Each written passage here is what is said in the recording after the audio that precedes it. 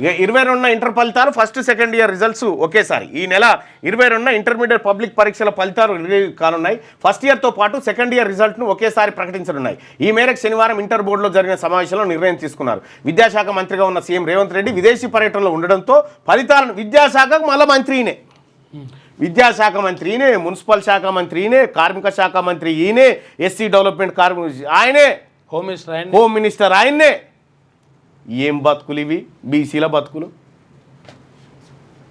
మే 31 కల్లా డీసీసీ చీఫ్ల నియామకం. ఇక పెట్టుర్రి ఓ 10 మంది టీసీసీ చీఫ్లను డీసీసీ చీఫ్ల పెడితే ఇక వాళ్ళు మందిని జమ చేసుడు, లారీలు ఎక్కించుడు, జిందాబాదులు కొట్టుడు, ఇక దీనికి సరిపోతారు. ఇక ఆ 2000 మందికి నోటీసులు ఇస్తారా?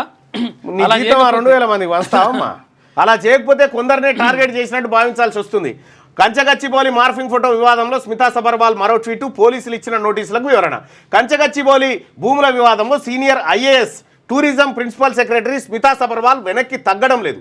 ఈ భూములకు సంబంధించి మార్ఫింగ్ ఫోటోను ఎక్స్లో షేర్ చేయడంపై పోలీసులు నోటీసులు ఇవ్వగా వాటికి ఆమె శనివారం వివరణ ఇచ్చారు. అయితే ఆ వెంటనే ఎక్స్లో మరో పోస్ట్ పెట్టారు. చట్టాన్ని గౌరవించే వ్యక్తిగా గచ్చిబౌలి పోలీసులకు పూర్తిగా సహకరించారు, కానీ ఆ ఫోటోను నాతో పాటు 2000 మంది రీపోస్ట్ చేశారు. మరి వారందరిపైన ఇలాంటి చర్యలే తీసుకుంటున్నారా?